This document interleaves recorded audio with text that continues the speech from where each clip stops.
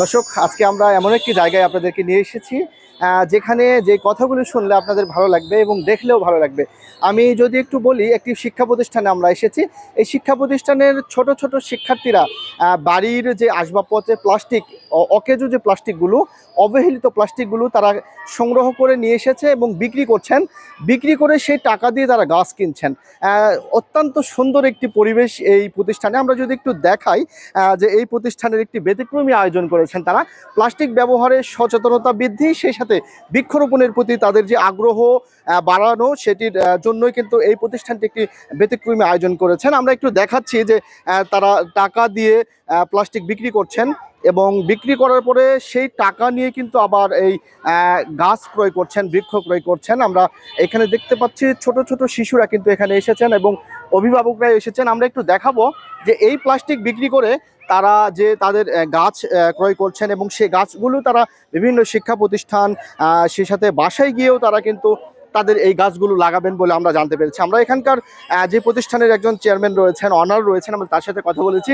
বিশেষ করে বৃক্ষরোপণের প্রতি শিক্ষার্থী এবং শিশুদের আগ্রহ করে তোলা, সেই সাথে প্লাস্টিক বর্জ্যগুলো যেখানে সেখানে পড়ে থাকা, সেগুলোকে একেবারে পরিবেশ দূষণ হয় সেগুলো থেকে বিরত থাকা। এই যে যেই টাকাগুলো দিয়ে তারা প্লাস্টিক বিক্রি করেছিল, সেই টাকা দিয়ে কিন্তু এই গাছগুলো তারা ক্রয় করছেন এবং সেই গাছ ক্রয় করে কিন্তু তারা এখানে বিক্রি করেই প্লাস্টিক বিক্রি করেই গাছ কিনছেন। আমরা এই প্রতিষ্ঠানের যিনি এই আয়োজন করেছেন, আমরা তার কাছ থেকে একটু জানতে চাইবো যে এমন ব্যতিক্রম আয়োজনের কারণটা কি, তাদের একটু বলবেন। আসসালামু আলাইকুম। আমি মোহাম্মদ মশিউর রহমান, চেয়ারম্যান শিশু বিকাশ প্রি স্কুল, জয়পুরহাট। আমাদের টার্গেট বেবি 3 বছর, 4 বছর, 5 বছর। এই বেবিদেরকে আমরা বাস্তবতা নিরিখে যে আমাদের যে পরিত্যক্ত প্লাস্টিকগুলো থাকে, তারা যেখানে সেখানে না ফেলিয়ে একটা নির্দিষ্ট জায়গায় ফেলে সেটা এক জায়গায় জমা করে এনে আমাদের এখানে বিক্রয়ের ব্যবস্থা আছে, সেখানে বিক্রয় করে গাছ কিনছে। গাছ কিনে গাছ লাগানোর ফলে কি হচ্ছে, মানে আধুনিক সমাজ বিনির্মাণের জন্য যে গাছ যে ভূমিকাটা রাখে, সেই ভূমিকাটা যথেষ্ট ভূমিকা রাখছে।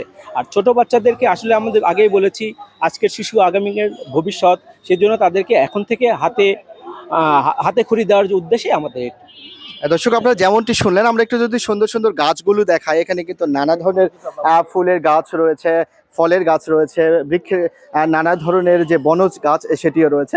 আমরা দেখতে পাচ্ছি এই অনুষ্ঠানকে ঘিরে কিন্তু এখানে অভিভাবকরা এসেছেন এবং শিশু শিক্ষার্থীরা তারা কিন্তু এখানে লাইন ধরে আছেন এবং আমরা দেখতে পাচ্ছি বিভিন্ন স্লোগান নিয়ে তারা হাতে নিয়ে তারা কিন্তু রয়েছেন।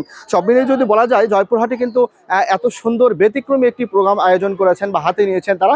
বিশেষ করে বৃক্ষের প্রতি শিশুদের ভালোবাসা এবং প্লাস্টিক বর্জ্যগুলো যেগুলো রয়েছে সেগুলোকে একেবারে পরিবেশ থেকে দূরে ফেলে দিয়ে কিন্তু তারা বৃক্ষ কিনে এই বাংলাদেশটাকে একটি সবুজ বৃক্ষময় করার যে পরিকল্পনা নিয়েছিল।